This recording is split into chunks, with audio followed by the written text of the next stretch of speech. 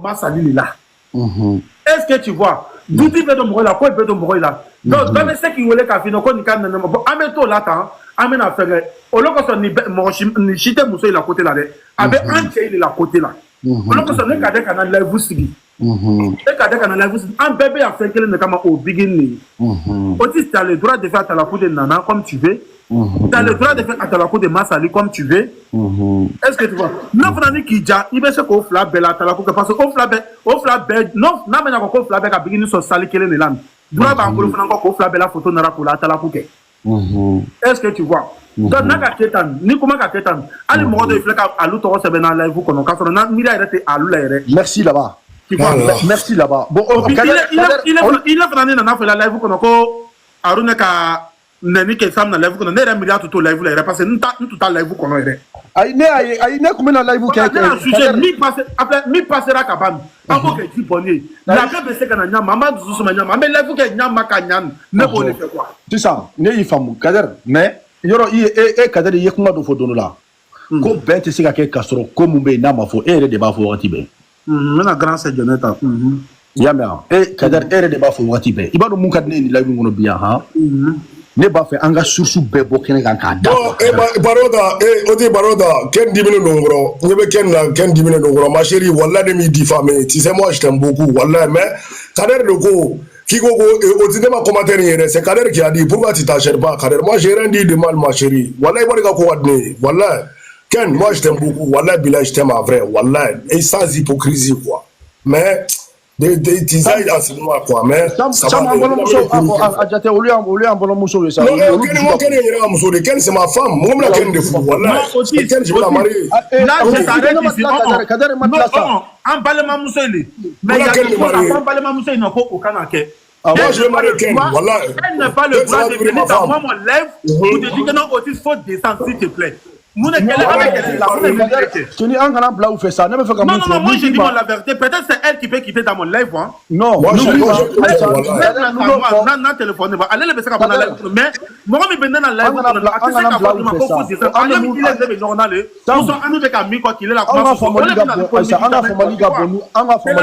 je vais.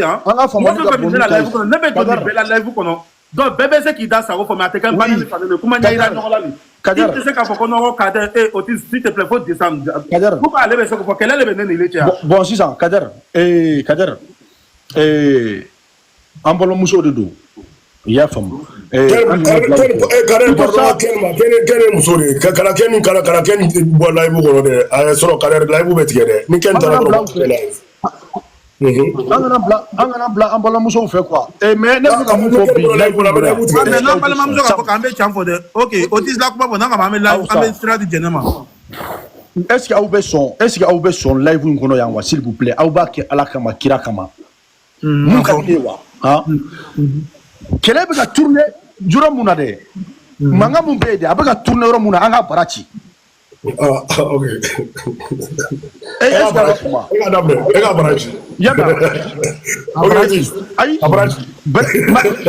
Voilà. Madame a tourné Roni Mounade. Moukane, il a eu Mounade. Anga Barachi, Popo Poki et puis la vie. À gauche, Otis Agrobila. Non, mais Sam, parce que moi je vois, on dirait Amega Moumoulou Koda la Kodagolola. Amega Moumoulou Kodagolola. Amega Moumoulou Kodagolola. On est là.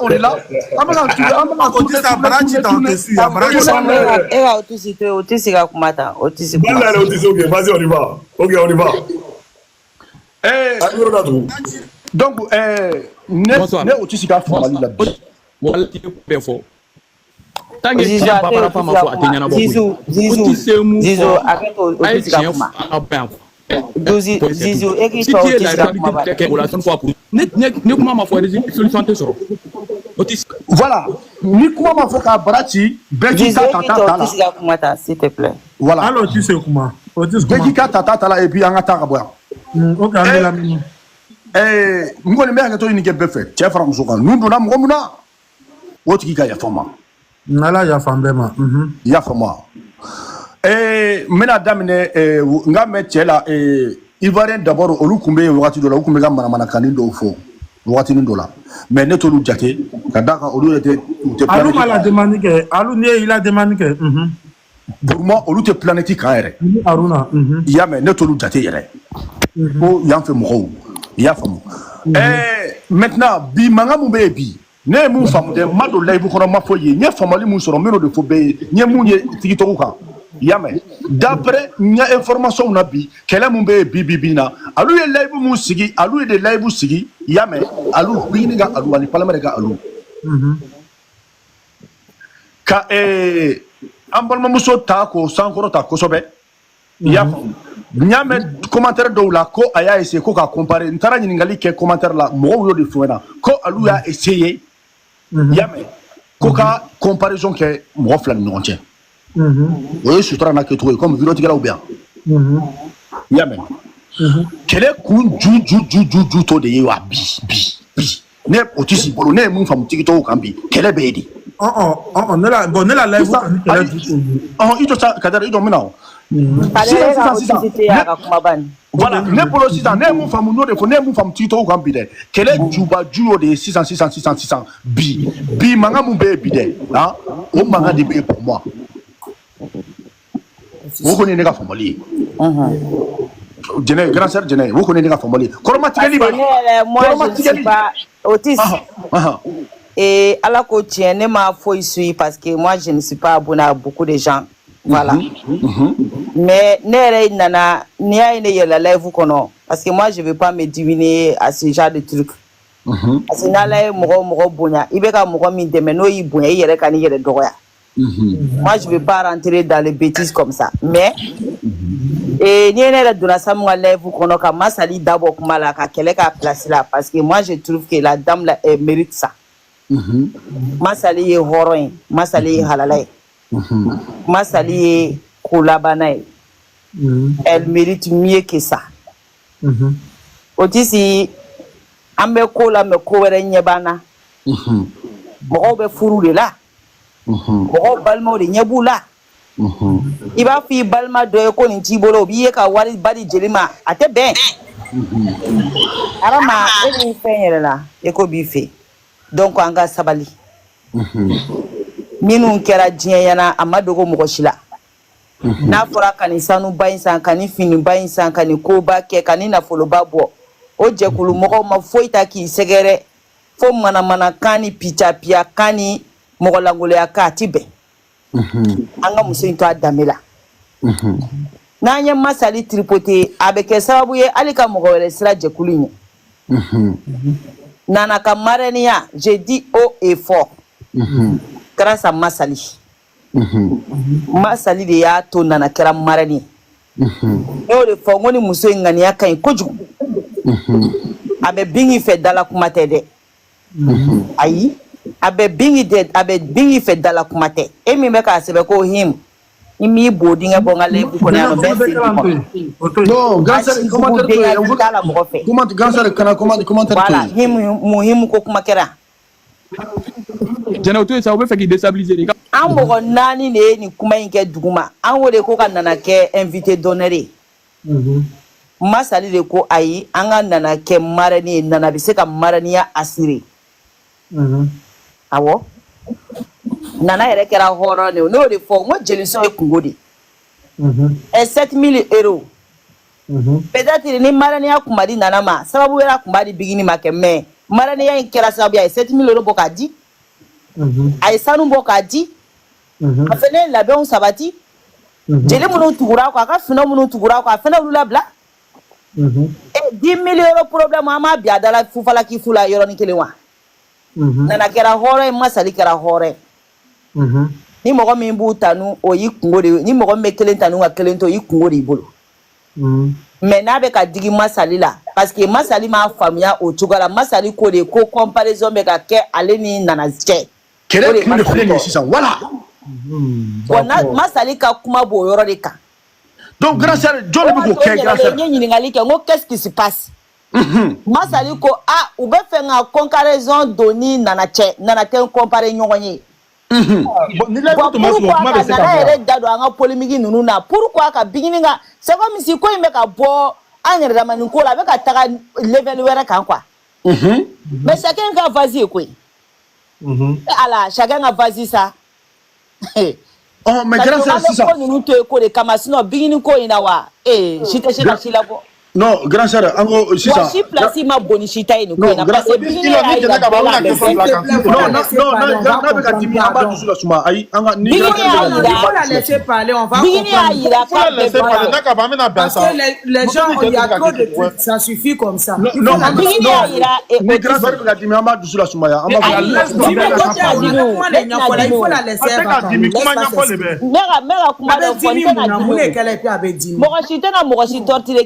bora an yɛrɛ dama ni ɲɔgɔn cɛ ka taa a don fo bigini yɛrɛ jatigiw la sisan donc ko min bɛ ka kɛ problème de il faut que o de ka bɔ yen sisan ne b'o fɔ dɛ o de ka bɔ yen sisan ne o tɛ si an bɛ ko o ko la o y'o ye dɛ parce que adamaden dɔw bɛ yen u t'u tɔgɔ fɛ ko lankolon yɛrɛ la. Faites descendre. Non, ala ka micro fermé.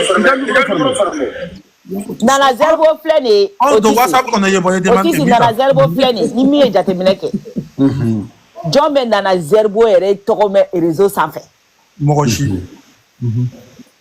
elle n'aime pas les noms a tɛ tɔgɔ fɛ o jɔn bɛ Nana tɔgɔ mɛn réseau sanfɛ hali n'o tɔgɔ bɛ fɔ ko la o tɛ fɔ ko ɲɛnama la fɔ ko lankolon an tɛ sabali dɔɔni Nana yɛrɛ min filɛ nin ye o tɛ si e bɛ Nana ye Nana bɛ tɔgɔ fɛ Nana mɔgɔ bɛ nin na bon ka créer kuturu katara bɛ kɛ nana est-ce que la dame même là elle aime ça fɔlɔ a t'a fɛ o bon Masali min yɛrɛ filɛ ni Masali bɛ k'a jate k'a fɔ ko est-ce que ko in bɛ ka kɛ de ko ka ne ni Nana comparer ɲɔgɔn ma 11 il a demandé l'enseignement quand tu lui fais 11 il a demandé wɛrɛ de ye tuguni bon ne dun b'a dɔn mɔgɔ minnu b'a kɛ wale jugu la u b'i pousser k'i pousser f'i bɛ fɔbali fɔ don dɔ la ni Masali taara fɔbali fɔ Nana ma dun mɔgɔw ka sabali an ka bɔ nin kɔnɔ quoi voilà mɔgɔ minnu bɛ bɔ nin fɛ u b'a kɛ ni intention min ye u b'a dɔn n'i y'a ye Masali tɔɔrɔ parce que Masali b'a dɔn ko in bɛ ka kɛ ni intention min ye o de y'a kɛ a y'a tɔɔrɔ o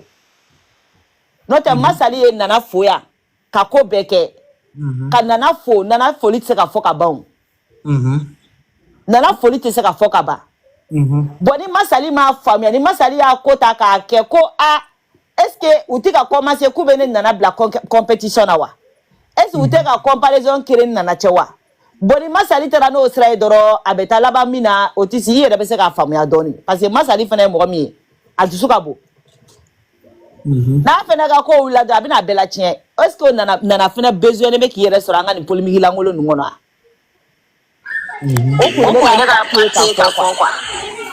Salam alaikum. Voilà, ma belle Jelefo.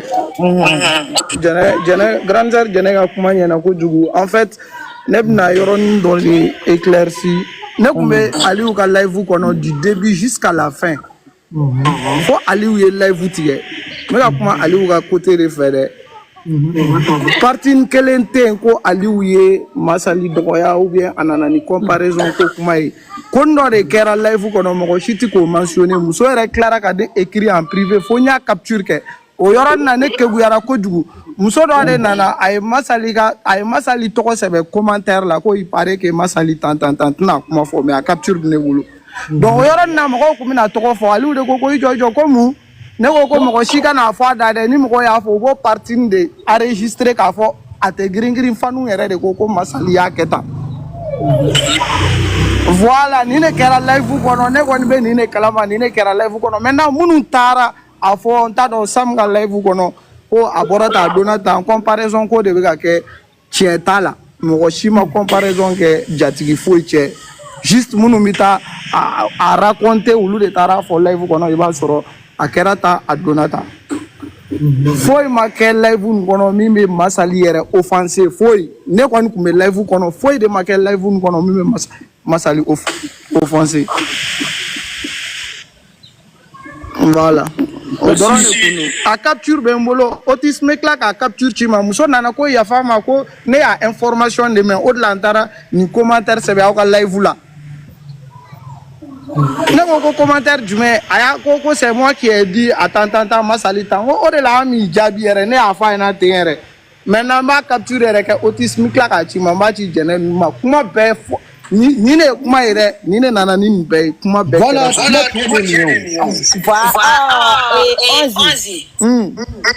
i b'a ye o commentaire yɛrɛ mɔgɔ wɛrɛ fɛnɛ b'a ye Masali ma live in ye o fɛnɛ bɛ taa kuma lakale cogo min na Masali ye c'est ça le vrai problème. I tɛ jigi ye bɔ TikTok kɔnɔ i b'a ka dɔn parce que ko b'i la.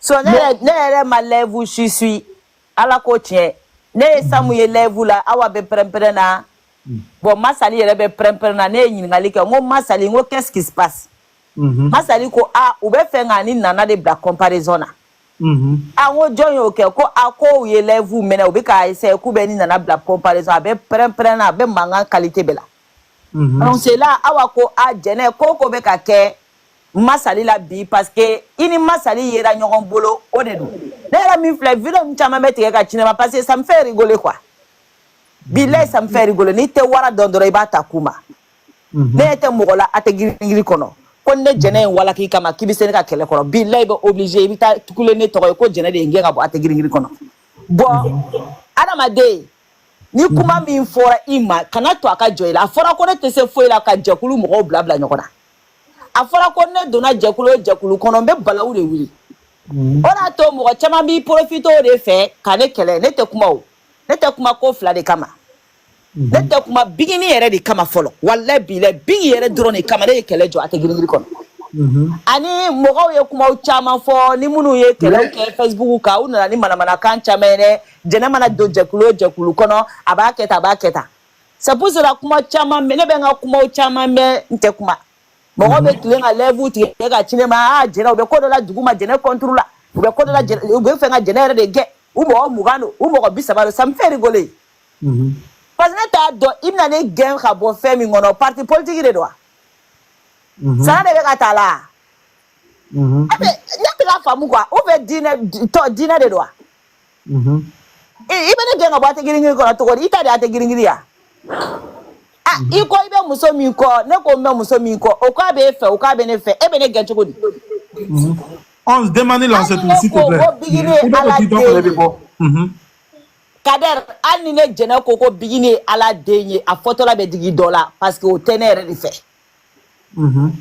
ne bɛ taa mun de kɛ sa k'o ka kɛ ne fɛ ne mago b'o ka kɛ n fɛ la ala yɛrɛ ka n'o ɲɛ da ne kan est ce que ne bɛ n ka live minɛ ne b'o tigi wele n ko na lajɛ wa mais mɔgɔ damadɔni ka fa t'i fɛ mɔgɔ 1000 bɛ boli k'a fɔ k'a b'i fɛ a tɛ girin ye juru don ne kan o y'a to mɔgɔ minnu b'a fɔ ko jɛnɛ ko bɛɛ bɛ jɛnɛ de kɔ ko bɛɛ bɛ jɛnɛ de kɔ ayi ni jɛnɛ mana ye u b'i kɛlɛ ni jɛnɛ ala a tɛ girin ye juru wɛrɛ de don ne kan ko ka ne sa ne ye jɛkulu mɔgɔw ka jɔn ye jɛnɛ bɛna nin yɔrɔnin fɔ dɔrɔn ka jigin ne fɔ bɛ kuma dina i ka micro minɛ ta a tɛ girin ye juru wɛrɛ de don ne kan n'a ye mɔgɔ min ja n'i y'a ye ne donna bi Samu ka live kɔnɔ ka mankan ci n y'a kɛ ka Masali dabɔ kuma la parce que ne ka bila place la ka kɛ kɛlɛ kɛ i m'a ye ne ye kɛlɛ daminɛ Masali jiginna wa bon ni ne kun ma yɛlɛ n'anw ma Masali ka kɛlɛ kun kɛ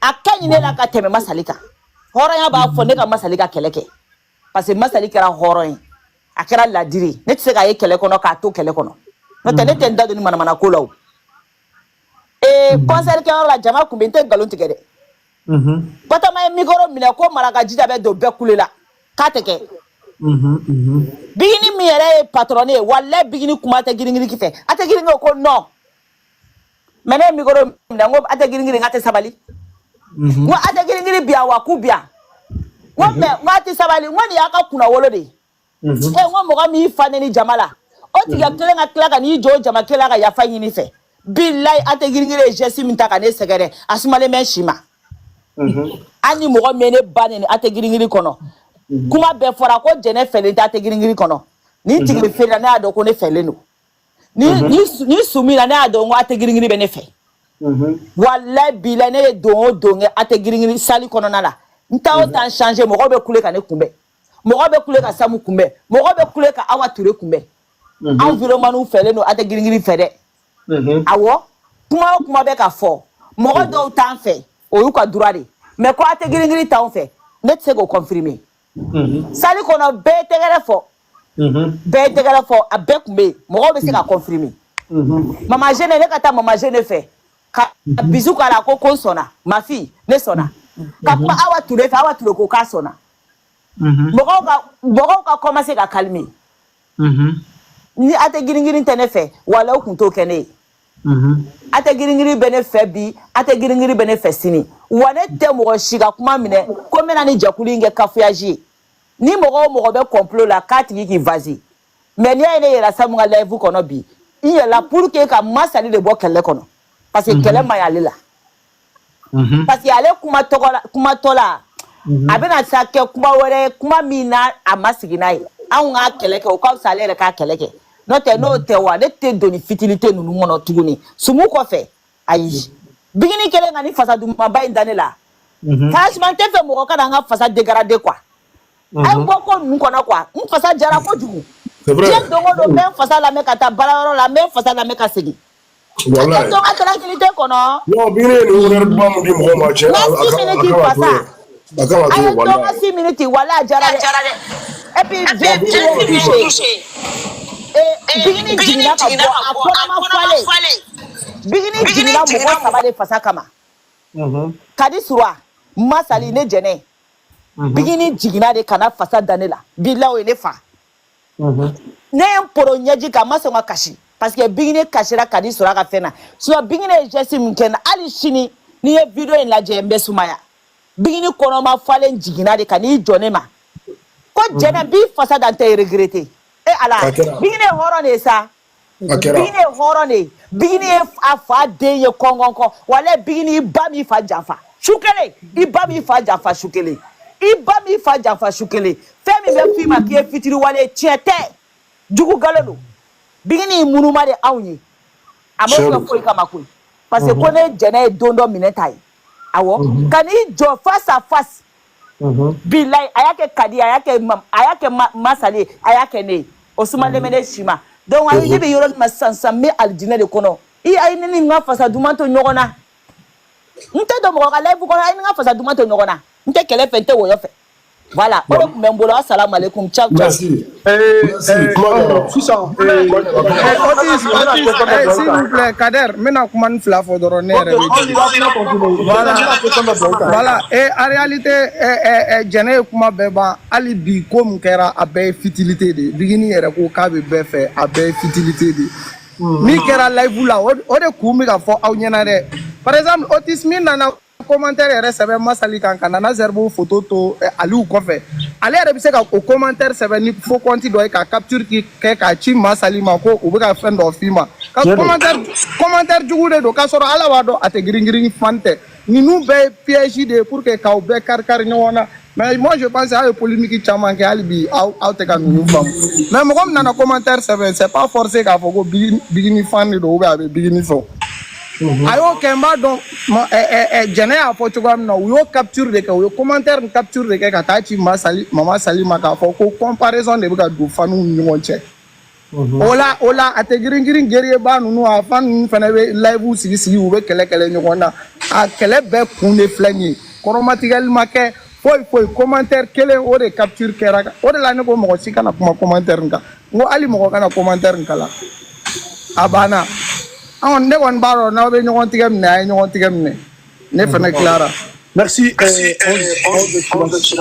bon franchement Philippe ba de be ko ngono vraiment parce que on excellence boraka témoignage mon que 600 ko coromatiquement que live kono aller live suit de début jusqu'à la fin et puis franchement atekingi wa muketi fani munu be duguma na ba fe bengana jeguli ngono ay sabali kadaka nyefe ndo kolosi bi ni live kono yambi comportement do be mo chamana aya dabla ni kele personnel be aw ni mo che ayu kele directement chamay alu to so be yambi ko alu e kormatike dike nya commentaire chamande o dis commentaire to ça il est ma ko mo kana kuma commentaire ka mais idon buta duma kadare buta duma lora buta ro duma ya fama donc ni femu make aw kono kuma fo parce que a dokrane re o ti sila mame do tara kata galon jugu do taka dane o tisila kasro ala maya kila mai ado grand sœur jene sere ni grand sœur jene de wele ka galon ka ko ka bona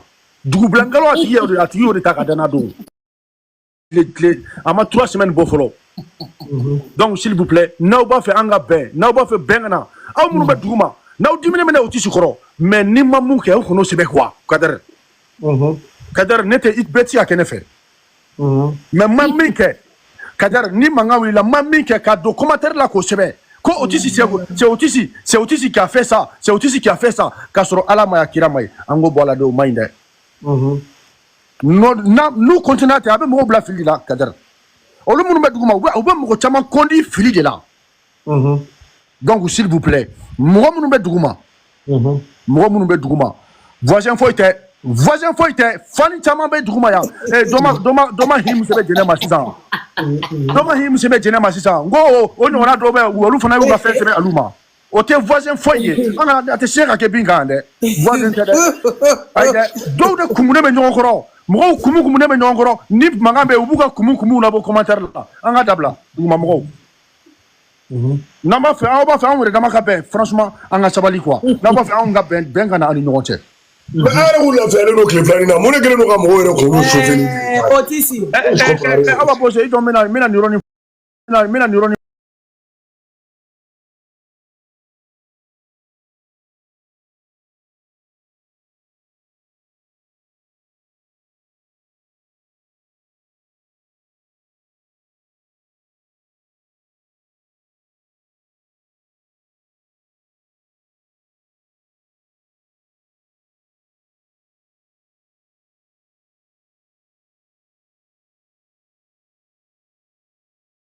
Koni sene meni fem flat la te ngiri nabi kono dimi tere nyadimi do donc munu ba ke munu be koroma tigeli ni fani ni banini ke an yɛrɛ damadu ɲɔgɔn cɛ u ka dabila bigini ko k'a bɛ bɛɛ fɛ cɛ fara muso kan bigini ye a ka micro ta a ko hali mana kɛ duguma k'i mana kɛ mɔgɔ fitinin de duguma ko ale bigini baga ka ɲɛ b'i la wa ale ka fani bɛɛ lajɛlen dama ka k'a bolo cɛ fara muso kan bɛɛ lajɛlen dama ka k'a bolo bɛɛ lajɛlen bɛ kadiri kelen n'a bolo a bɛ bɛɛ fɛ o de kama a tɛna se ka parti pris kɛ a ka faniw ni ɲɔgɔn cɛ n'a ka faniw kɛlɛla o de kama a tɛna fɔ ko karisa ne bɛ e de fɛ ka tɛmɛ karisa kan n bɛ taa i ka côté la donc an bɛɛ fani de n'an kɛlɛla n'an ye ɲɔgɔn fani ɲɔgɔn ba neni ale fɛnɛ min b'i sigi a tɛ kuma a t'i da don a la ka d'a kan an bɛɛ dama ka kan o ye ne ka kuma ye kuma laban a tɛ gingiri wa mun kɛ ten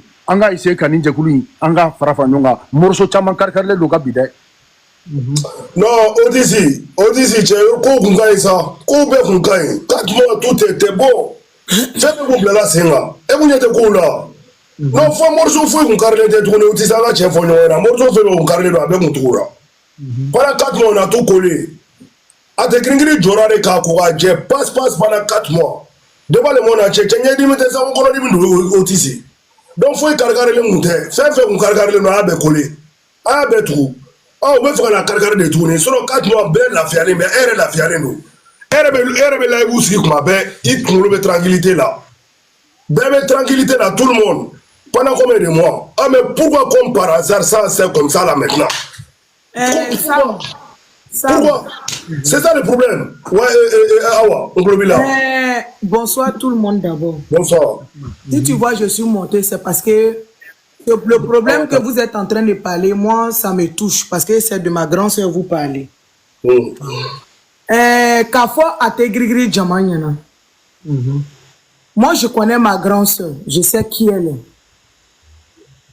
Avec quoi, c'est vrai, souvent, elle déraille sur les réseaux ici, mais mon chiman de Rikane Dayala. Aya fo Ategrigri Nina, quand ils n'ont qu'à arrêter d'aller rapporter chez cette dame-là.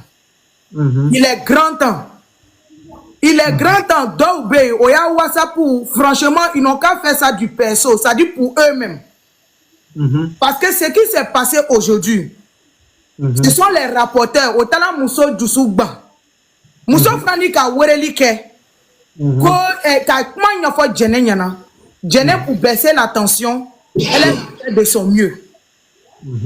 Elle a fait de son mieux. Maman Woyo Lalo, aujourd'hui là, c'est une réunion du Malila. Comment ça dit qu'on a zéro concurrence au tchèo.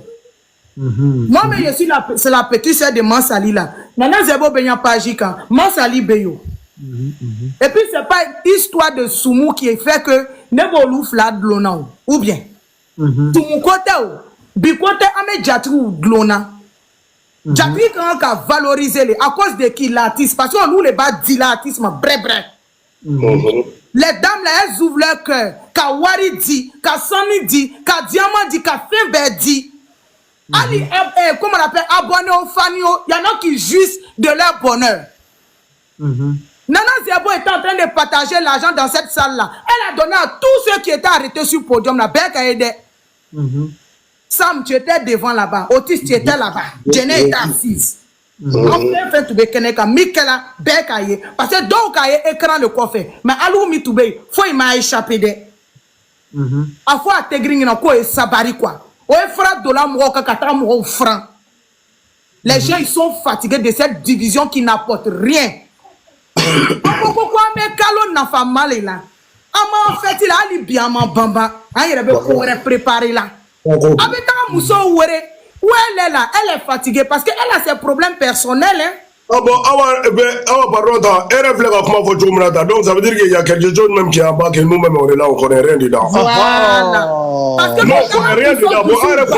Regarde-moi, nous-mêmes on est perdus dans ça là quoi. Moi-même je suis perdu. Voilà, nous on est perdus. Moi, je suis tellement perdu comme ça, là. Franchement, parce que ce sont les gens qui se sont levés pour appeler ma grande soeur. Tu as compris? Tu as compris?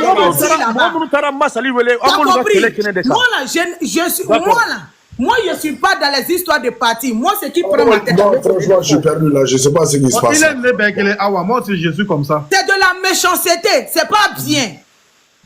Si Djené n'était pas venu descendre ce tsunami là, en tout cas dans la réunion Nikeo, c'est parce que Djené a moussé que a apaisé que. Oh, on ne va pas dire que tu as mouru mais WhatsApp qu'on a on ne peut pas dire que il y a commenté que là il n'y a pas plus menteur que eux. Il va faire 2 minutes d'amener la question de la Djené. Ce que 11 Excellences a dit là, moi je connais la phrase, je sais. Maintenant à répéter, moi aussi tu as enregistré. Il va faire 2 minutes d'amener la question de la Djené. Vas-y. Ok, bon. Ne kana live vous sigide hein ne te parti là à te grigri ni nyoche allez au calfo mo me lube kele la duguma ne sa fo ay kele dabla ma fo ay kele dabla ta ngana live vous sigide na zerbo ni masali dakanti le blanc parce que ni ko ka ke vidéo le be tege comme alhamdulillah jeune dans na fo faut masali ko no ko be kale ni na zerbo comparé bon na a vidéo le tege faut pas juste doka donc c'est pour cela ne ma mo mi ka ke mo ma ke mai Dieu merci là vous prenez ici là on na na 600 kana kuma bon ni ko mo ke me kono ou mo ke me fla bête na fa ko peut-être alou le ka ke bon alou a commenter to ko la alou la live vous le kono mais alou da ma fo est-ce que tu vois donc Jené ne peut pas comment que le finir alors il veut c'est qu'à mi faut masali nyene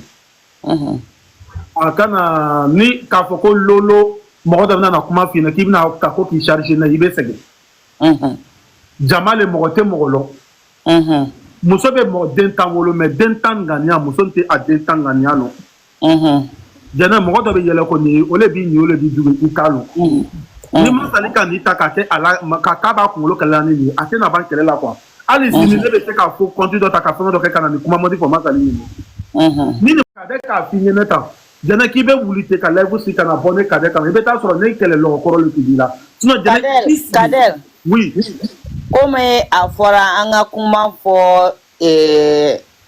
fo kan clean kuma fo anga bo munu na kuma dafe comme ole la hini bayere voilà panel mo ofe anga kuma anga clean anga kuma fo na fora anga tien fo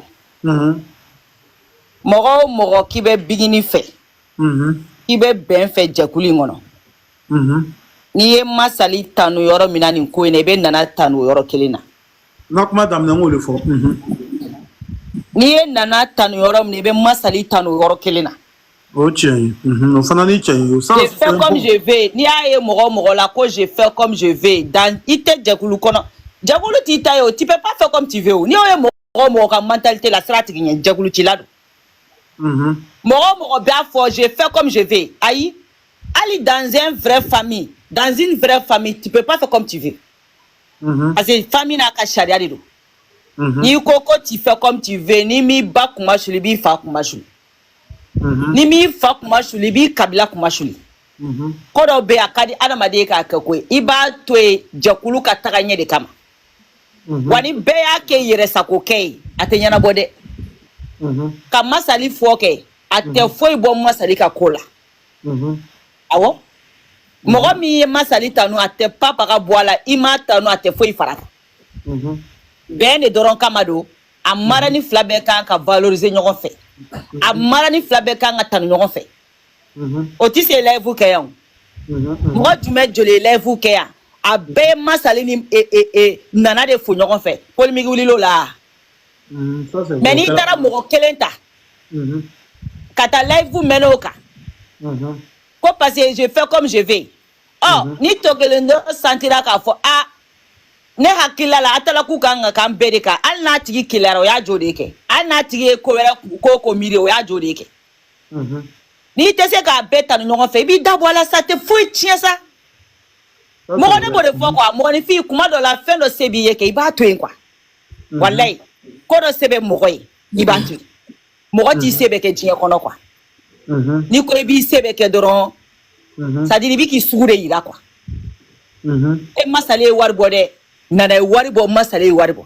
mais nana ye bɛ se ka wele quoi ko dommage collatéral le quoi parce que nana ma mi a ma bɔn an taara baga ma ka maraniya d'a ma a ma mi a ma bɔn n'o tɛ min bɛ nana ni bigini cɛ o ye laadakɔrɔ de ye dɛ bigini tɛ don ni jamana in kɔnɔ yan k'a ban n'a ma taa jatigimuso fo ani min ka kan bilayi nana b'a d'a ma mais maraniya in fana y'a to an dara nana la parce que an y'a dɔn ko ja nana tɛ sɔn ka boli bingi ye 7 000 euros kasi k'a bɔ k'a di i ma ko sɔrɔ a la kanu b'o kɛ dɛ c'est vrai 7 000 euros donda caman de bɛ nana bolo a ma ko foyi sɔrɔ a la o an filɛ maraniya ko kuma min na a sɔrɔla depuis Italie de wa an ni nana ma bɛn a kan ko an y'a ta k'a cogo a kunna de nana ma wele an bɛ fɛ ka kɛ marani ye nana ma mɔgɔ caman bɛ fɛ ka kɛ marani ye anw de y'an ka problème ta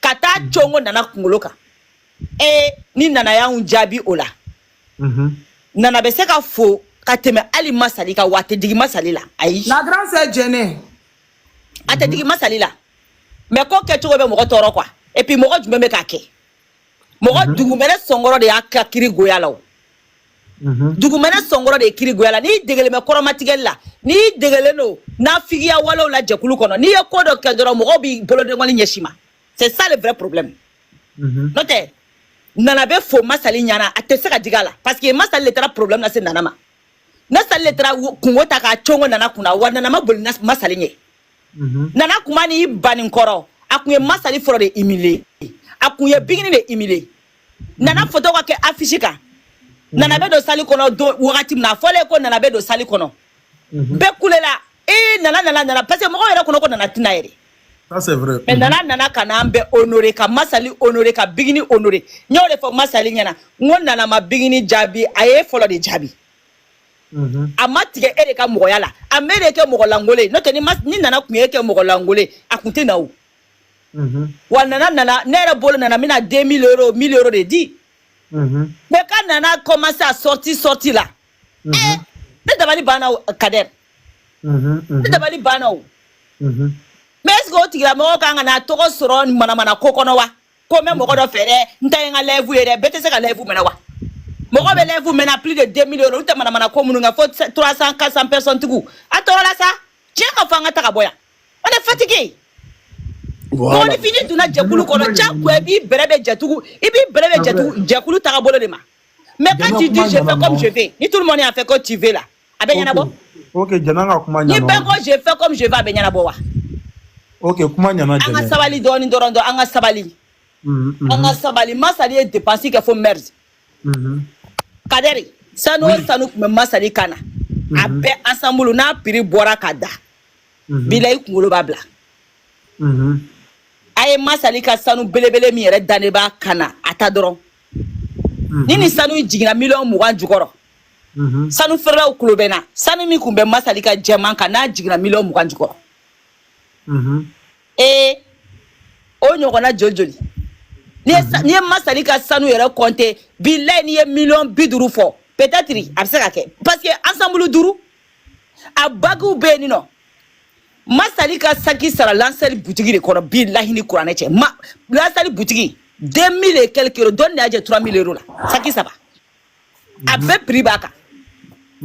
Fa Autriche joli. Autriche woro.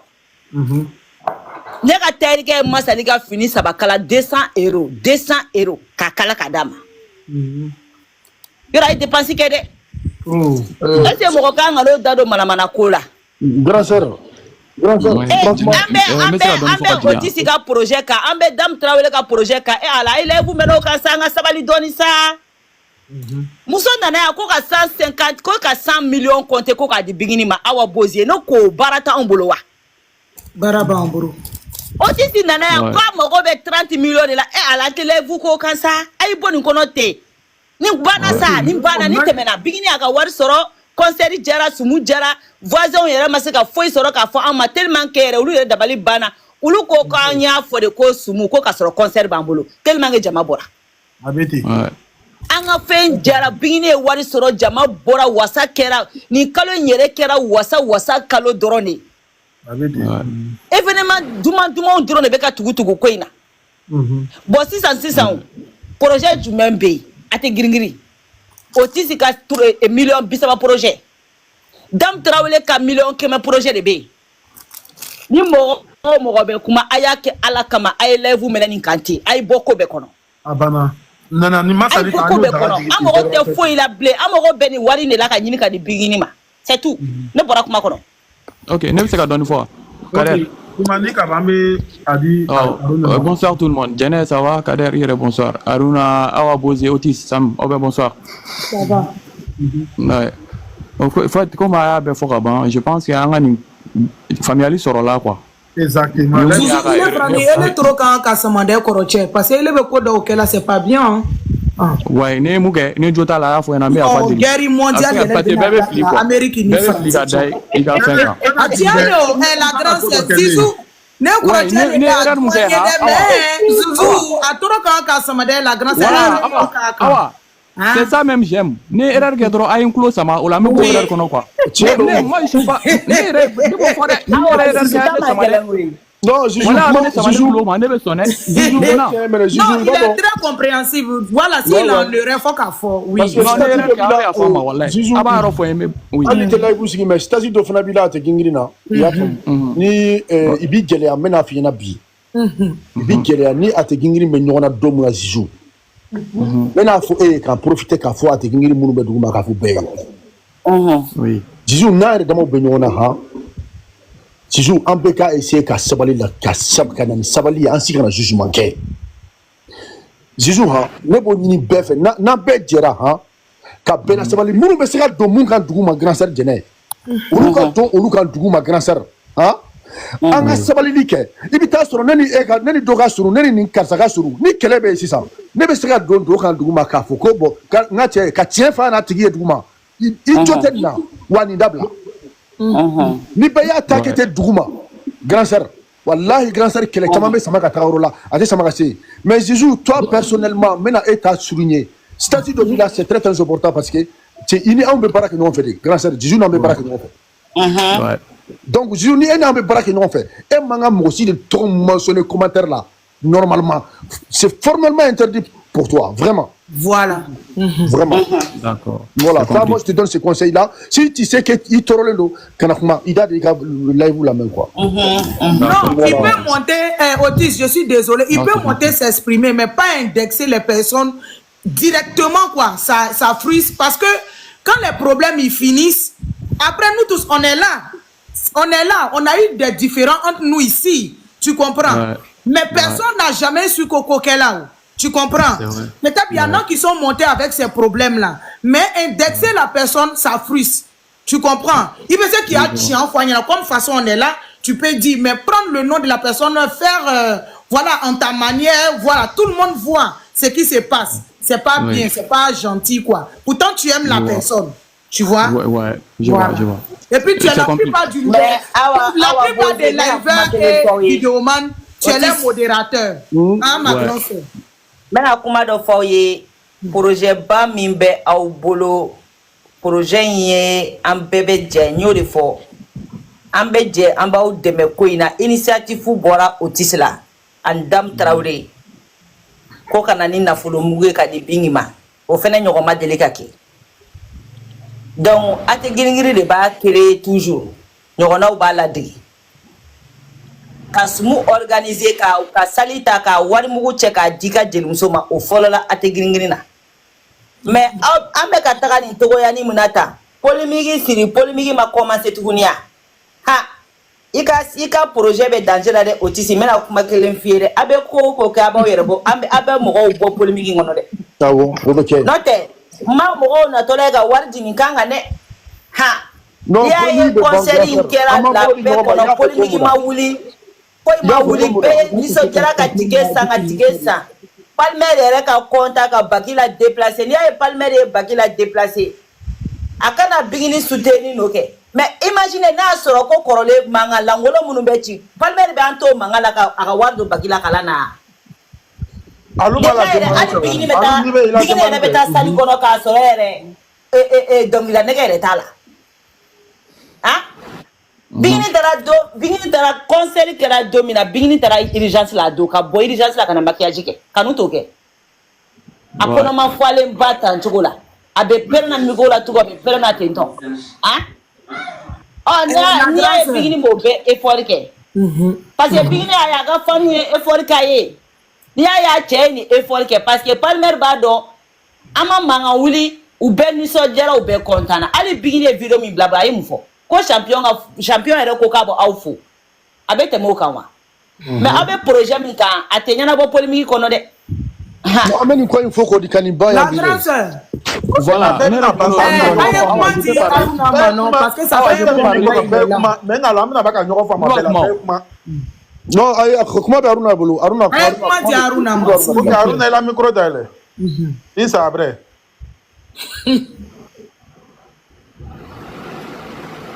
Allo Aruna ala e wara bursu lo ala le allo ko kuma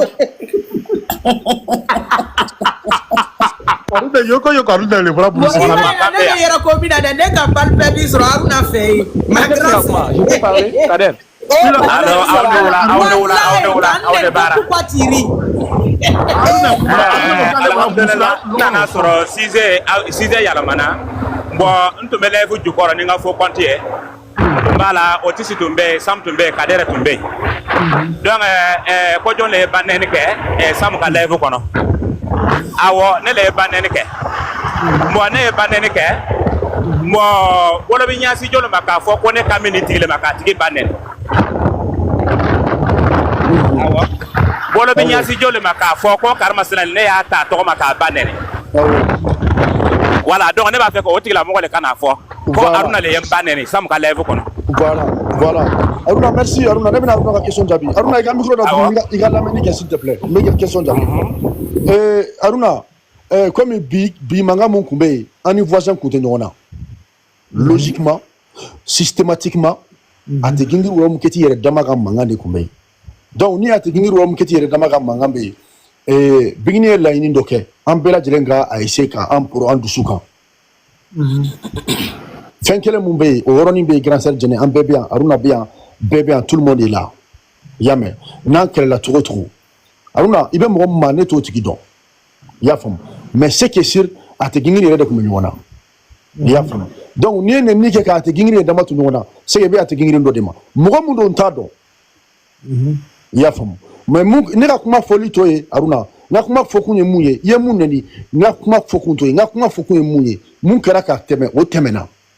Mais à kadine de sienwere na me mangana ambe gambo dan dusuka avec quel moment ngala awo otisi ye ka kuma nye ne ka kuma jaranye voilà ne ka banen so la mi fe mo yoro fana fo enti patenti saka anda tu go yoro la awo ne yalla sam ka levu kono kana jene soro yi kana berbe da kan tigi soro kana masali da kan tigi amba nyuma kana wo soro donc wo fasela ko jugo ko bala ka kuma donc bala ka kuma ne yan kalme aya ka kuma fo jɛnɛ ni y'a la sabali k'a ka jigin ne sɔrɔla k'a fɔ n ko dɔ kɛra kɔnɔma tigɛli na sisan n ko n'aw ma ɲɛ aw bɛ kɔnɔma tigɛli kɛ a y'a kɛ ala ye mɔgɔw ta o tɔgɔ ma n ko parce que an ɲinana an tɛ kɛlɛ kɛ na tuguni an tɛ foyi kɛla n ko concert banna somo concert banna an b'an ka nisɔndiya la mais n'aw taara balakow ta ka na n'a ye n ko tɔɔrɔ se tɔɔrɔ a ye mɔgɔw ta tɔgɔ ma sisan an ka taa ɲɛfɛ n ko ni mɔgɔ min sera masali dakantigi ma mɔgɔ min bɛ ko ɲanabanu kan n ko ne ko ba ta tɔ kɛ ten awɔ parce que ne donna ka na sɔrɔ ko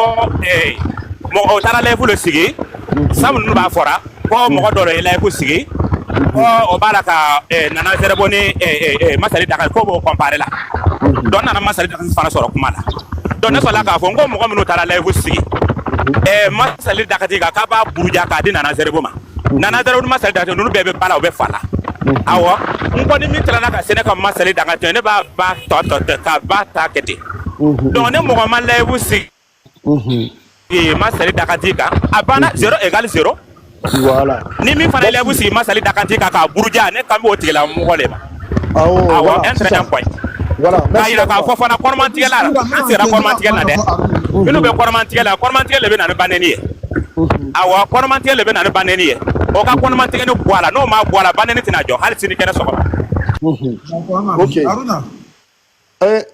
monsieur me tila tila s'il te plaît ne bɛ tila n bɛ kuma bila quoi ok d'accord franchement ne kɔni bɛ mun ɲini an bɛɛ bɛ yan grand sœur bɛ yan mun ye kɔrɔmatigɛli yɔrɔ ye n y'a fɔ live kɔnɔ yan fɛn fila mun bɛ yen bi n'i y'a tɛ girin kɔli lo k'i tɛgɛ ɲasa la o ye fɛn fila de ye kɔrɔmatigɛli ni banɛni tɛ yan an yɛrɛ dama ni ɲɔgɔn cɛ o de tɛ o mankan de t'a tɛ girin kɔnɔ wa yɔrɔ o de bɛ yen bi o problème de bɛ bɛɛ da la bi donc an bɛɛ k'an jija i gɛlɛya kɔrɔmatigɛli ni an yɛrɛ dama neni bɛɛ ka bɔ a kɔnɔ a ka kɛ an ka kɛ jɛkulu in yɛrɛ ka stabilité kama an ka kɛ jɛkulu in ka basigi kama an ka kɛ jɛkulu in ka tagaɲɛ kama an ka kɛ bingini bagaga yɛrɛ kama kanu kama o tɛ se k'a yira k'a fɔ n'i ye dɔ fɔ cɛlaka ye i ka dɔ fɔ ɲɛlaka ye a fɔ alu ninnu ye n bɛ alu tɔgɔ fɔ kɔnɔmatigɛ ni fanbɛɛ bɛ bɔ olu yɔrɔ de la olu ni Côte d'Ivoire dabɔ ninnu awɔ kɔnɔmatigɛ ni fanba bɛ bɔ yɔrɔ la ka na n'u sɔrɔ yan donc o k'a dabila n'o ma dabila banɛni tɛna ban an bɛna ɲɔgɔn buruja fɔ lahara jɔ don wa an tɛna tɛmɛ sira kelen fɛ un trait un point ok Aruna comme i ye alu ta tɔgɔ ma i y'a faamu Côte d'Ivoire d'abord olu tɛ a tɛ girin na i y'a mɛn alu ni y'o fara kan diyagoya Aruna comme i ye alu ta tɔgɔ ma alu ka yɔrɔ awɔ n b'a ta tɔgɔ ma n bɛna di alu ka yɔrɔ ne b'o comme mɔgɔ dɔ ma jigin place tɛ n bɛ tila k'i ta alu ka yɔrɔ ne b'o responsabilité ta i y'a faamu ne fana b'o layidu di bɛɛ ma ko alu b'a ka layidu kɛ a b'a ka layidu kɛ dans la tranquillité a tɛ mɔgɔ kɔrɔma tigɛ a tɛ mɔgɔ kɔrɔ tigɛ a tɛ kuma fɔ k'a ɲɛsin mɔgɔ ma i y'a faamu mais Aruna Côte d'Ivoire d'abord olu tɛ a tɛ girin na dɛ olu kɔni alu n'o y'o fara kan diyagoya alu ni Morgan y'o fara kan diyagoya ayi n'i bɛ se ka Côte d'Ivoire mɔgɔ ninnu ta k'o kɛ buru kɔnɔ olu ta ye k'u kɛ buru kɔnɔ olu de nana ni kɛlɛ ye olu profitera olu de nɔfɛ alu o tɛ se ɲinana kuma dɔ kɔ ɲinana kuma dɔ kɔ ko ne bɔra lɔgɔ la ka na n nana sɔrɔ fantumu ye layifu sigi o taara fara ɲɔgɔn kan fantumu bɛɛ tɛ dɛ fantumu dɔ ka jɛnɛ t'a tɔgɔ ma ka awa t'a tɔgɔ ma ko olu b'a la ka mɔgɔ nɔfɛ kɛlɛ de kɛ ka ɲina bingili yɛrɛ kɔ ko bon ko bɛna na ko mɔgɔ dɔ fana b'a la o kan bɛ ne le ma ko bɛna ne fana t'a tɔgɔ ma ko mɔgɔ dɔ fana b'a la ko bɛna na bɔ ale fana kama ne bɔra ka layifu sigi n ko fantumu min dara yɛlɛ la dɛ o kan t'a tɔgɔ ma parce que ni ko de b'a dabɔr ko nin don ko olu bɛna ko de b'a dabɔ soutenir bi ko bɛna o soutenir sini fantumu de y'a fɔ ten tant que o nanfigiya nin bɛ jɛ la jɛ tɛ se ka ɲɛ o awɔ tant que o nanfigiya nin bɛ jɛ la o jɛ tɛ se ka ɲɛ a ye dɔ fɔ fantumu fana ye minnu bɛ ko de b'a dabɔ ninnu kɔfɛ dɛ olu de b'an bila la ɲɔgɔn na un trait un point ne tɛ ne ma fantomu ka layifu ye ka yɔrɔ kunun ne ni yɛrɛ tun bɛ ɲɔgɔn fɛ mais ne bɛ n basi yɔrɔ mun kan n bɛ kuma bila mɔgɔw ka taa. a preuve bi ne fɛ alo a preuve ne fɛ yan. ok n bɛ kuma bila mɔgɔw ka ca. n bɛ tila k'a preuve ci ka whatsapp kɔnɔ a preuve bi ne bolo yan. n ko Côte d'Ivoire d'abord. Côte d'Ivoire d'abord. fantomu ninnu taara layifu sigi ka jɛnɛ tɔgɔ fɔ ka Kasaba tɔgɔ fɔ ko olu de bɛ ko olu de bɛ jɔn yɛrɛ le kɔfɛ Masari Dakatigi tɛ ko b'o ale le kɔfɛ. Ka ɲina bingini yɛrɛ kɔ k'olu fana donna Côte d'Ivoire d'abord k'o b'o soutenir bi o b'o soutenir sini olu le ye ko ninnu ɲaga fantumu le ye ko ninnu ɲaga Nous élèves c'est qu'on la fait. Ou le ko ni nyaka. Awa ou le ko va d'abord ni nyado anuna.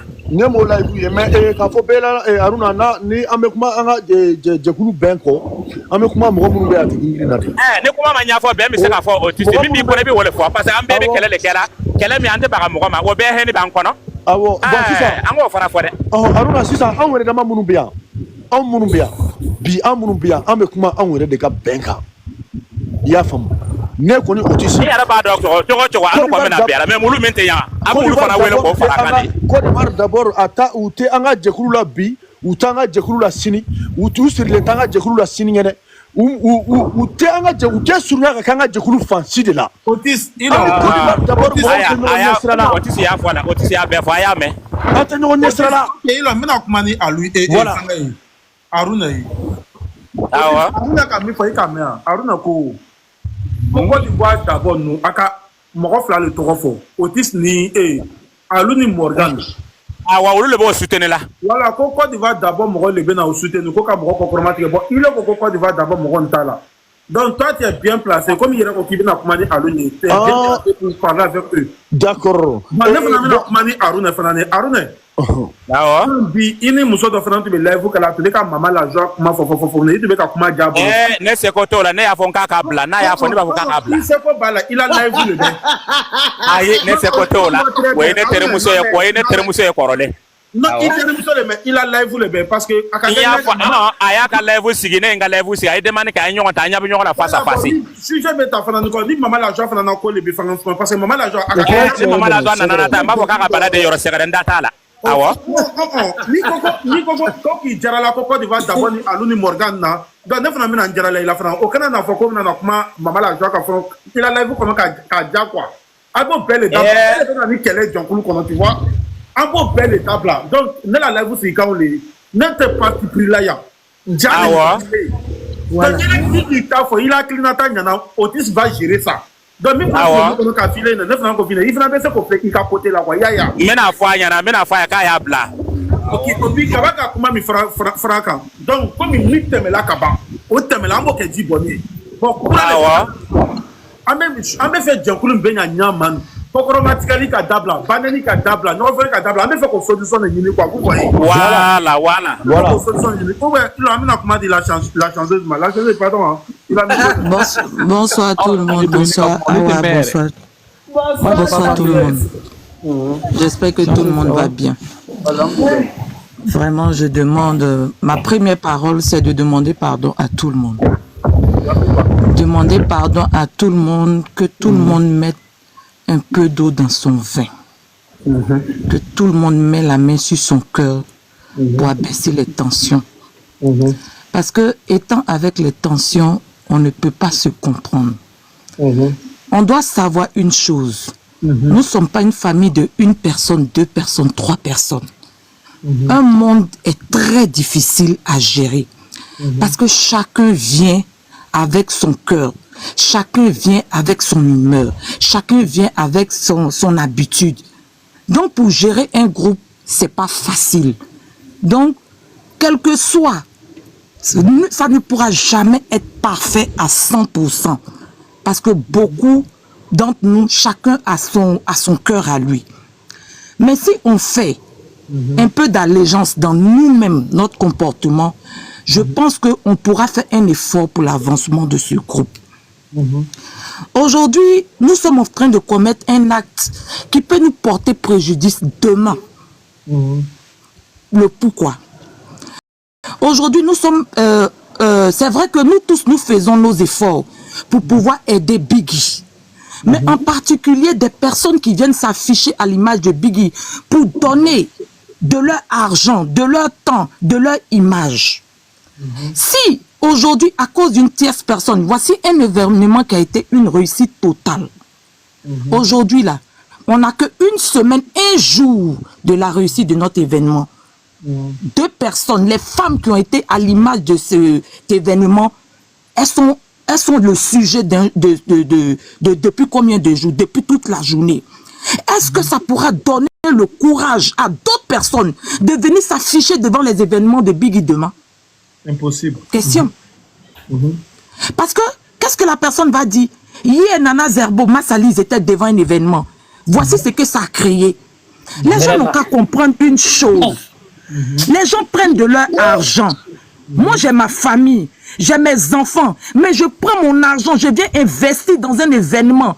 Peut-être mes enfants peuvent accepter, mon mari peut accepter, mais est-ce que les membres de ma famille ne diront pas qu'au lieu de nous donner pour s'occuper de nous, elles prennent de l'argent pour aller donner? Ces personnes s'affrontent à des réalités de leur famille, mais ils ne regardent pas à ça, ils regardent à l'amour qu'ils ont pour leur star. Parce que quoi? Elle n'a ni père ni mère. La chance, Avlani Mohamed 14 7 na live qu'on a trouvé nous bloqué hein. Avec un numéro 14 7 s'il te plaît, nous be ka Natal et normal, mais na ba ka bela. Mi be mi fait beba ta fo. Après comment fait la beba na amna ba ka bela. OK, la chance, désolé, elle a comment continuer s'il te plaît. Elle n'a ni père, elle n'a ni mère. Aujourd'hui, moi je dis toujours, moi je dis, Biggie nous a sélectionné, Dieu nous a sélectionné pour venir soutenir Biggie, parce que Biggie n'est pas dans le mensonge. Biggie est une personne où, moi dans la foi chrétienne, je vous dis que Biggie est une connexion pour la bénédiction pour beaucoup d'hommes. Pourquoi je le dis? Aujourd'hui, à cause de Biggie, est-ce que parmi nous, il y a quelqu'un qui va dire qu'il n'a pas croisé quelqu'un dans ce groupe qui est en train de lui faire du bien dans sa vie? Par des moyens financiers, par le travail, par des conseils. Aujourd'hui, il y a des personnes qui sont venues en France, qui n'ont personne. Mais à cause d'Ategrigri, ils ont eu quelqu'un pour leur dire, voici une place, va travailler. À cause de qui? Biggie a été la connexion de la bénédiction. OK, Massali, excuse-moi. Je te fais qui parce que il y a Biggie n'a pas donné. Voilà, il y a Biggie n'a pas donné. Je te fais qui il y a femme en tout cas digne. Il va tout vidéo qu'elle est une fan d'Amadamante parce qu'il est ne fait yé morobali. Donc ne te fait qui t'a s'il te plaît. Il est ya femme en blali là. Parce qu'il fait quoi morobali bi voilà. Morobali bi bigina morobali bi ne te fait bi dado kuma na bi quoi. La chose demande qu'il faut faire ta demande la chose ne te fait comme je suis là, je suis là. Okay, vous m'entendez? Donc de grâce. Ça ne sert à rien. Aujourd'hui, gardons notre énergie. Gardons notre force pour combattre ceux qui viennent s'en prendre à Biggie, mais pas de s'en prendre à nous-mêmes. Dans ce groupe-là, c'est vrai que nous sommes, chacun est venu de lui-même. Biggie n'a pas fait de courrier recommandé à une personne pour dire viens me défendre. C'est Dieu qui a touché chacun pour venir défendre Biggie. Mais on est venu, il y a des personnes qui t'ont accepté comme leur frère. Tu es devenu leur frère, tu es devenu leur soeur. Ces personnes et toi, vous avez une affinité. On ne peut pas avoir d'affinité avec tout le monde. Mais il y a des personnes, moi comme ça, j'ai connu Awa Bose sans se connaître. Awa Bose même, Biggie a chanté son façade, je suis parti vers elle. Pourtant, elle et moi, on se parle tout le temps. Mais Awa Bose ne me connaissait pas. Elle ne me connaissait pas. Mais elle et moi, tout le temps, on est au téléphone. Si Awa Bose est en train de faire une erreur, elle peut faire une erreur sans qu'elle ne sache que cette erreur peut poser préjudice à quelqu'un d'autre. C'est moi qui suis sa sœur. Je suis censé rentrer vers elle. Awa, tu es en train de faire quelque chose qui n'est pas bon. Nous sommes d'un même père, d'une même mère. Ce que tu es en train de faire, ça peut porter... Toi, tu penses que ça peut ne rien dire parce que tu es en colère. Mais ça peut porter préjudice. Arrête, efface. C'est parce que moi, j'aime Awa que je vais venir lui dire. On n'a qu'à apprendre à se dire, à dire à notre ami avec qui on est. Si tu es en train de faire une erreur, ce que tu es en train de faire, ne pense pas à toi aujourd'hui, mais ça peut poser préjudice à Biggie, parce que ça peut créer d'autres choses. Moi, la seule chose que moi je demande, nul ne peut avoir de l'affinité totale avec tout le monde. Mais nous tous, on a des personnes avec qui on a de l'affinité. Celui avec qui tu as de l'affinité, s'il est en train de commettre une erreur, ne prends pas le temps de dire que non. Si tu lui dis, demain, il va se fâcher contre toi. Dis-lui, quand tu aimes quelqu'un, tu peux le mettre sur le droit chemin. C'est que tu es en train de faire des erreurs demain. Alors, faites ta demande. On n'a qu'à apprendre à dire à notre frère qu'on aime, tu es en erreur. Parce que ce que tu es en train de faire, ça peut nous créer des problèmes demain. Nous tous, qui va voir Attends, aujourd'hui, tu penses que tout de suite là, moi je vois Jeunesse Sogodogo en train de faire palabre dans la rue avec un gars de Fatoba. Même si Jeunesse Sogodogo n'a pas raison, je ne vais même pas chercher à comprendre. Je tombe dans le palabre, je fais palabre de Jeunesse et puis après je m'en vais demander à Jeunesse pourquoi tu as fait ça. C'est ça on dit marcher avec un frère, c'est la langue et la dent. C'est la langue et la dent. Donc je vous demande pardon. Aujourd'hui là, n'effrayons pas n'effrayons pas les donateurs de Biggie. Parce qu'aujourd'hui là, on a plusieurs événements. Hein. On a plusieurs événements. Déjà même, il y a une cagnotte de 100 millions. Il y a une cagnotte de 30 millions. Est-ce que ce qui est en train de faire, ça peut motiver des gens à faire sortir de leurs millions pour donner? Non. Ça va décourager. Parce que qu'est-ce que les personnes vont se dire? Mais j'investis mon argent dans quelque chose. Est-ce que demain, quelqu'un va me valoriser?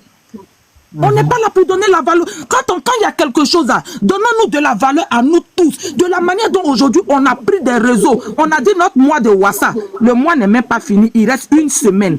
Notre joie de vivre là, on l'a détruite en une seule journée. On a détruit notre joie de vivre. La grâce que Dieu nous a donnée de cette victoire-là, nous-mêmes on l'a détruite aujourd'hui. À cause des incompréhensions. Mais si je pense que chacun de nous pouvait dire la vérité à son frère, tu as fait une erreur, arrête. On ne sera pas arrivé jusqu'à ce point. On ne serait pas arrivé jusqu'à ce point. Quand tu aimes ton frère, il ne faut pas avoir peur de dire la vérité à ton frère. La grande idée à toi, c'est pardon. On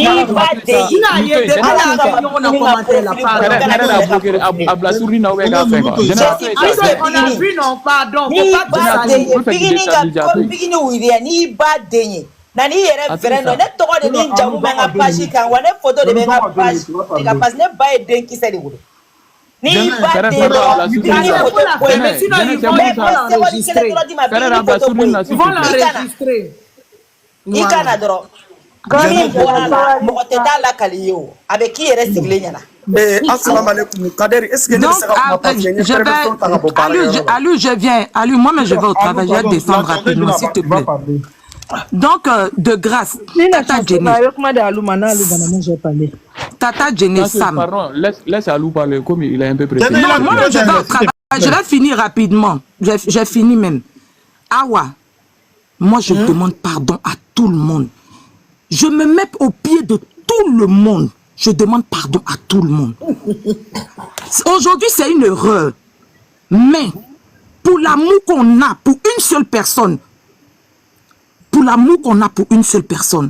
ne va pas toujours donner celle qu'on appelle celui qu'on appelle notre père qui est Palmer, celle qu'on appelle notre mère qui est Biggie.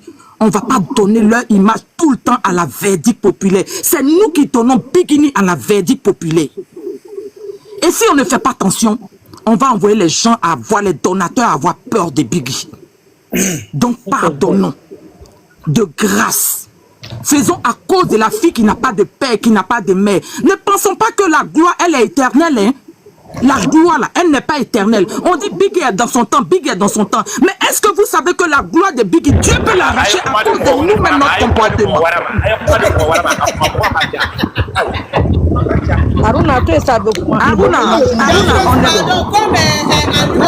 non, j'ai fini. Voilà, il faut faire. La gloire, là, elle n'est pas éternelle. Elle n'est pas éternelle.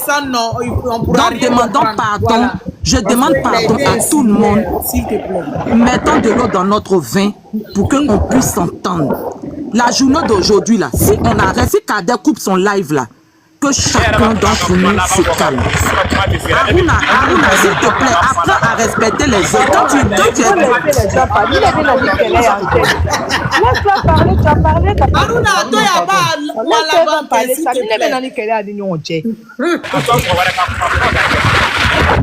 laisse-la va finir d'abord. Ok, comme tu as fini. Faut continuer, s'il te plaît. L'argent, si tu as fini, dis-moi. Non, c'est bon, il faut donner la parole à Alu, c'est bon. Ok, merci. Alou, comme Alu au travail, là, vas-y. Non, la censeuse, continue, on est là, continue. Continue la censeuse. Non, c'est bon. En fait, il m'a dit. C'est fini. C'est bon. Ok, Alou, faut parler. Assalamu alaikum, Ategiri Jama Bella Djelen, Foli Bella Djelen. Et Kader, merci beaucoup. Niga live, bon, y a Chaman Suala, mais ma abesui. Mais Foli qui est en fait que live Miss Gagnana. Parce que Buna Hadamade ou Nama Kumanyo Fante na Nyanado. Et ne donner de Ategiri. Parce que Bekumana, Mokananga Kumatre, parce qu'on a de Kangana et s'exprimer. Sans injure, qu'à respect qu'on en a. Comment follow?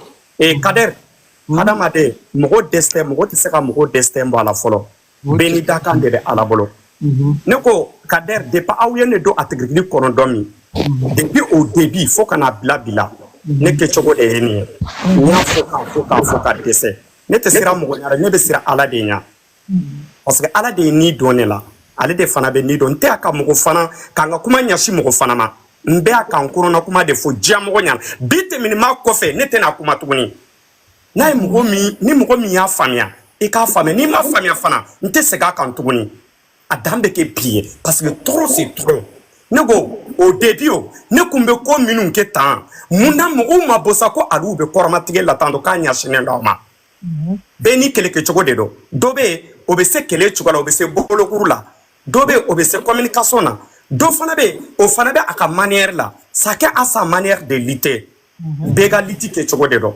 ne ka lutte kɛcogo de ye nin ye jɛnɛ kana jigin dɛ an bamuso kana jɛnɛ bɛ to yan nin a tɛ jigin jɛnɛ ko ko jɛnɛ jigin mama jɛnɛ ale yɛrɛ musokɔrɔba ale man kosɛbɛ a tɛ jigin dɛ mama jɛnɛ mɔgɔ si yɛrɛ de tɛ jigin yɔrɔ min n ka n ta fɔ k'i ɲɛna ɲama n bɛna n ta fɔ mama jɛnɛ ɲɛna ten mama jɛnɛ ni mɔgɔ bɛ ne la live kɔnɔ nin k'a fɔ non faut descendre moi je n'aime pas an tɛ se ka bɛɛ nin na quoi voilà bɛɛ tɛ se ka na nin na dɛ a b'a fɔ de mankan kana wuli mankan tɛ o mama jɛnɛ parce que ne ka dɛ la grande sœur bɛɛ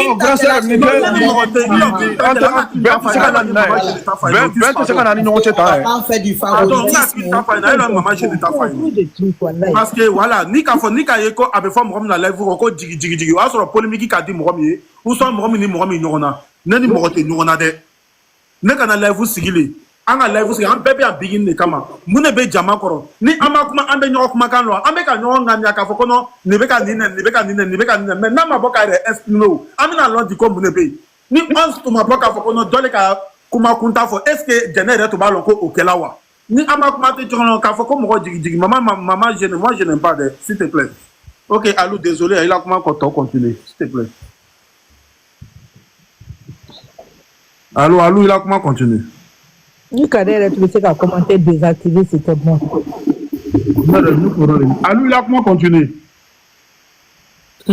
André Alou équipé. Ok. Bibiche. Oui. Ok, salam alaikum tout le monde, mes devanciers, mes grandes sœurs, mes petits frères. Au fait, moi c'est par rapport à ce que la silencieuse a dit là. Ne tabo yoro les camps. Tu vois, c'est toujours ce, voilà, qu'à Sabari délibère tout fait quoi. Un Sabari, un message en dessous là, tu vois. Un peu Sabari qui a dit qu'on a 20 qu'on quoi, on a qu'à mettre de l'eau dans notre vin. Aujourd'hui là, moi je pense qu'on est une famille. On est une famille aujourd'hui. Au fait, on a appris à être une famille aujourd'hui. Avant là, il est là. Avant tu te n'as au long Alou nana, il est là. Na Alou bébé comment le baralan. Ok, Alou il a comment toi là-bas? Alou comment il va mener quoi? Aïjo, minnu bɛ ka wele a y'a kɛ aw baw n'aw faw kama aw ka weleli dabila aw ɲɛ bɛ ne live kɔnɔ tu es dans les lives et tu m'appelles encore n bɛ se ka kuma fila kɛ cogo di a ye weleli dabila Alou ne ka si c'est bien comme ne tɛ lakalaka tɔ ye n tɛ ji min la n tɛ polémique kama bɛɛ ka weleli dabila mɔgɔ si ka na wele tuguni Alou minnu bɛ k'i wele a fɔ ɲɛna ta o bɛ k'i wele le k'i ye jigili wa a bɛ fɔ mun de di Kader écoute-moi Kader n bɛna kuma pour que ka mɔgɔw la faamuya mɔgɔ si ka hɛni tɛ ne kɔnɔ n bɛ ka ko minnu kɛ tantɔ n b'a fɔ bi awa laban bɛ kɛ bi ne tɛ kuma tuguni ni mɔgɔ min y'a ɲɛsin a yɛrɛ ma c'est que i ta ye ko wɛrɛ de ye Kader depuis avant bɛɛ ni kɛlɛkɛ bɛrɛ de dɔn an n'an voisinw de bɛ ɲɔgɔn na dɔw bɛ olu bɛ se ka min kɛ u bɛ o de kɛ ne fana ka manière ye min ye ne bɛ o de kɛ ne ni n ka yɛlɛ de dɔn ne ni n ka manière de dɔn tantɔ ne ka ko bɛɛ ɲɛsinnen don voisinw de ma Kader e nana ka ne sɔrɔ ne bɛ cogoya min na ni ne ni e bilara ɲɔgɔn na sisan Kader e b'a fɔ ta ko ne bɛ ka minnu kɛ ko o ɲɛsinnen don e de ma Kader yo mɔgɔ bɛ se ka mɔgɔ da kan ba la mɔgɔ bɛ se ka kɛlɛ kɛ Kader i bɛ se ka karisa ye k'a to ye Kader ani n bɛ ka ko kɛ tan minnu kɛ olu ɲɛsinnen don c'est deux o ye ko fila de ye Kader u bɛ kuma dɔ fɔ ko kɔrɔmatigɛlibaga bɛ siran a ju faralibaga de ɲɛ ne hakili la o kɔrɔmatigɛli o ne a m'i tɔgɔ fɔ c'est que ayi n'a ma malo i ma kɔni a sira nin ɲɛ mɔgɔ tɛ kɛlɛ kɛ kɔrɔmatigɛli kan n'i ye mɔgɔ k'i bɛ kɔrɔmatigɛlikɛla kɛla c'est que e ye balawu mɔgɔ de sinon i man ko a ka kɔrɔmatigɛlikɛla parce que n'i ko k'i b'a kɛlɛ a b'a fɔ ko n kan t'i ma i bɛ se ka mun de fɔ Kader depuis au début depuis ne donna ni litin konana ne be koko ke diana tige kono nya fo de ka fo sanfe ka fo duguma nkonga ko nyashine te mo shima ne ka kele ke chogo de nie ne ka kele nyashine do an jugula mo de ma maminu te bingini ni pale maminu be do foma nte se bu ban nte se bu fanani mfana be se mina mfana be odeke mimbu toro mais c'est pas question que ko jekulu konana ko ne be ka nte ka nyashine de do de ma eni ya nyashi yere ma bon ne te se ka fo ki kana nyashi yere ma o yiga droit de mais ne ko ni ka manière ko ni mo siti se ka bonela ne dakande nga yele ne dakande nga kechoy ni ne ka yele mo ko min toro tam bloqué ki boy ga villa mais ne ka yele nyashi nentima mo siti se ka ne dakam bona jigar jala tige ko nana kaderi oya o yoro be ka kormatigeli yoro mi fo ko alu be kormatigeli la depuis au début fo sisa ne ma changer ne be ko chogwa de la voisin ba kalama ategrigiru ba kalama manifi be sa comme foi ma ke jala tige ko be to bila be fa jamu fana bila auti jo mo auto na jamu fo kaderi do kera de kaderi vet ambe bono yoro la mba be fobi kaderi 26 mars dam na wakati minaw alu gulonen ku me sanfilani dugucheo abeka ticket fer kadi palmer ni bingini ma le moment meke alu beka ticket fero mbeka wari mina ka mo commenter tando jatugu nama jatugu commenter meta jonde commenter jatugu ye wari bola de o ambe olu commenter pour que be saka wardi nanye do commenter do fana be wardi parce que commentaire ka di mo do ye to ka di do ye to mandi do ye de ala e bolokolo nu taka nyokon to chokomi hakilu fana taraka nyokon to jon he anga fara nyokona sa anga nyokon toy ante akile kola ante afudo nimbe famu ya baliade parce que muna eni kaderi eni nebe nyokona bi alu yelela alu ye yele minke tanto anya sinende doda ali do ba foko alu be dumuni minke tanto ka anya sinende oluma non tu te trompes wallahi bila ni ne ko do ila kaderi mbese kan tege da qur'ane kan be ko ke tanto atinya sila parce que no ko tanto ni ne ko ko ne ti fe nti fe de kaderi wallahi nti ko romatige membe kuma mi fota ne ka ko bebe voisin de ka ne ka ko be voisin de ka bi ne ka ko be voisin de ka sini ni mo mi ataka ki ga doni e tanto o yika problème de mais ne ti se kan dagan dabla parce que ne dagan de yele ye ne wolola na ide mbe sana ide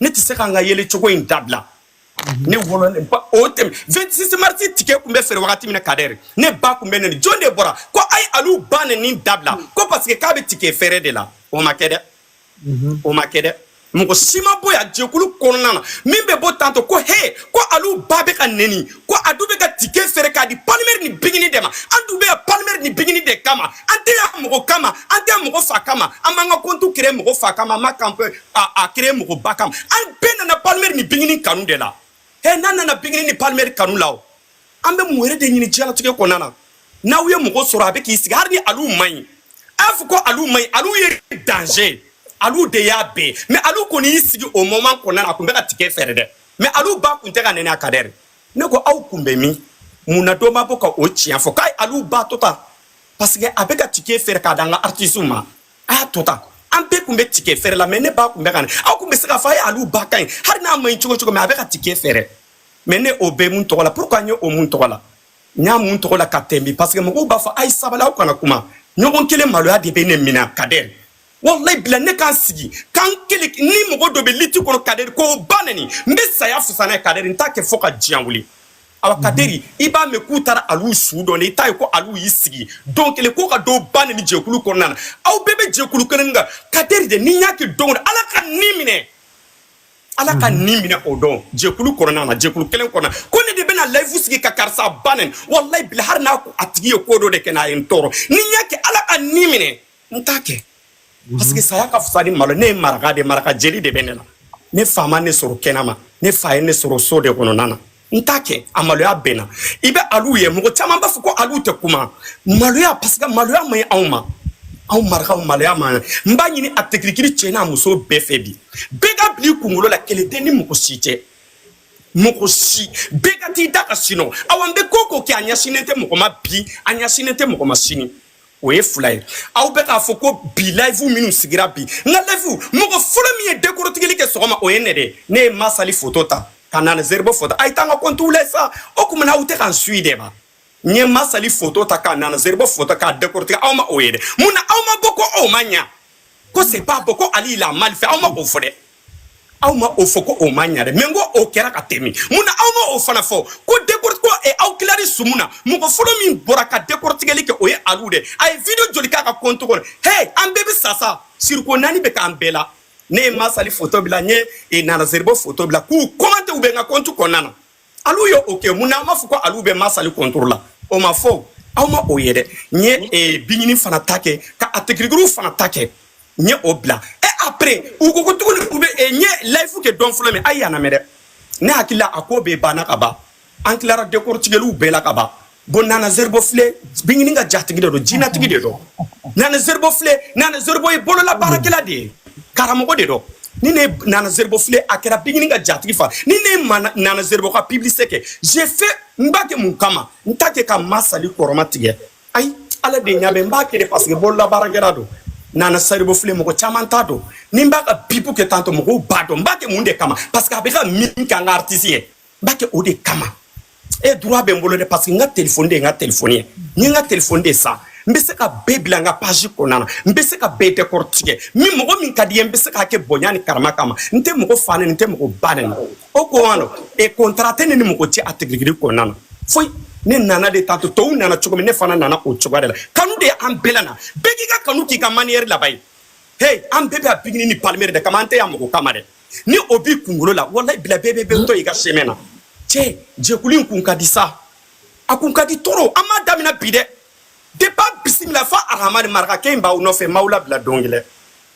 awanta uda bla foka jiawuli nenite nenie diffamation te diffam si sa voisin yere nyina na anko si sa an yere damaw de vansi ka ngon banel ka ngon fanen o may ani nyokonche ni fanen ni banen na mo ni nyokonche doro ibai doro ni ube ba nyokona anka oba ani nyokonche anga fanen na la chugo anga nyogon damaw nene bay anga nyogon bauto ka nyogon photo abe mo on nege nyogona beka bli kungulo la partir de aujourd'hui quel était ni mo tie bi quel était ni mo tie sini awambenga ko minu ke mbenga atalaku ke hali sini ni nana zerbo njamba atalaku ke ni mama la zo njamba ke ni masali njamba ta bitigi kono kaka atalaku kaka publicité ke ni mo mi be fere la ategrigri ko nana mbiga fere ke ni bigini nga bara nana kumame mbiga fere atalaku dabla kata bigini nga tike fere kaka barake nte parti prila nte amuko kama nte amuso kama mbe a palmer ni bingini de kama mbe olu de kama bi mbe olu de kama shini nte amuso kama nte ache koma nte che hakilina kama ya nte muso hakilina kama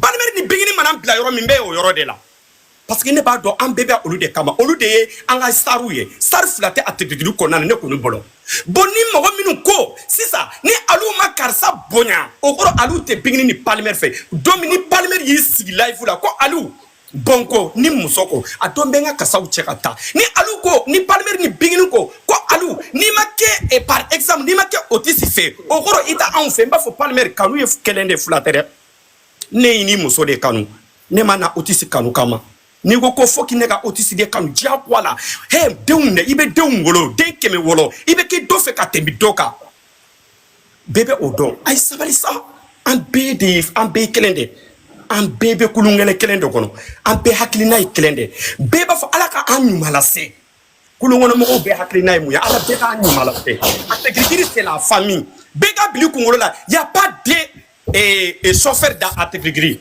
une seule couple Kate on est là pour couple Kate on n'a pas là personne ambia nous de ronde kama ni okonite ko ka fo kambe karsa kama ambe karsa kama franchement moi je peux pas bombe ya fa de bela jelefe moso ani che kader itombe ka ko kader me ya fa ni be se kader ko ale ka comportement imbe tanton ko depuis kader o wakati me ka juko de kele no ko yeke grâce kuma be tuma grâce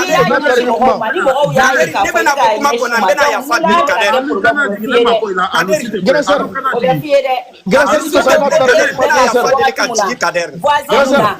e ko ki comportement ne ni wa fa ne ke no fe Kaderi be se ka danga kuma ube nga jiga Kaderi laisse-moi parler s'il te plaît. Ni ma dabla ni mi fe no bora la o yi Kaderi laisse-moi parler Kaderi s'il te plaît. Ki ma ko de ki ba ke ko ni ka ni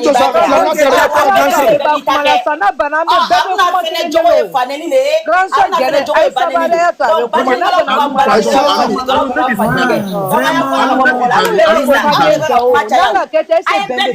c'est pas possible. Voilà.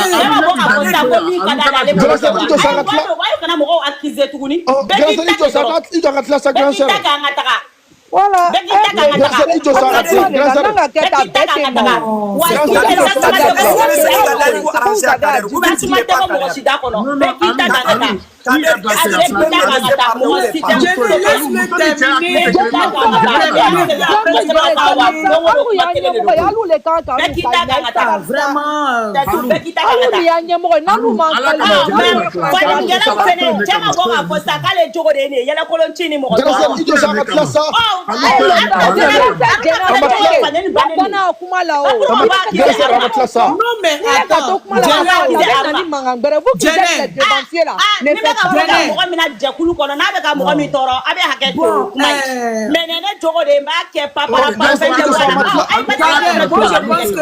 On va couper nous.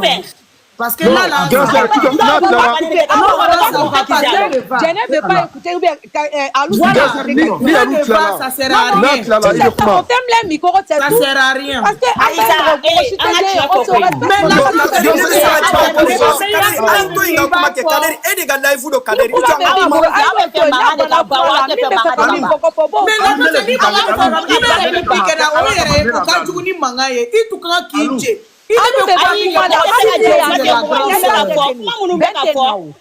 Ana de ko beki hakila ko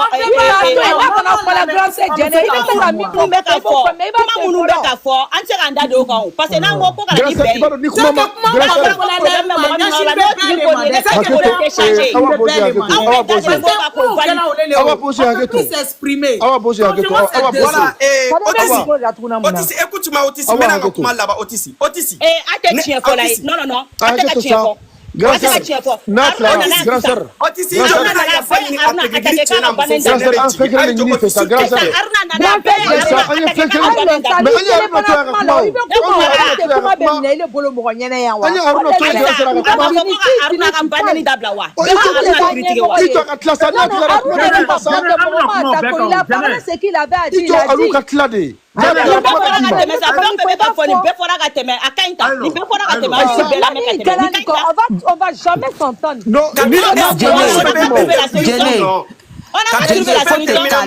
Il va aller au bout de ses idées. Chacun, quand il va finir d'aller au bout de ses idées, tout le monde a compris ce qu'il a dit. Quand il va finir, il va aller au bout de ses idées. Otis va intervenir, Sam est là, Kader est là, Awa Bozi est là. Chacun va, tout le monde a entendu ce que Kader a dit. Si tu ne laisses pas aller au bout de ses idées, on ne va pas comprendre ce qu'il a dit. Tu le laisses finir et puis chacun va dire ce que chacun va donner la réponse de Aliou. Nous tous, nous sommes des grandes personnes, nous ne sommes pas des enfants. On comprend le français. Voilà, laissez aller au bout de ses idées. Voilà, la française. Il joue le kuma. La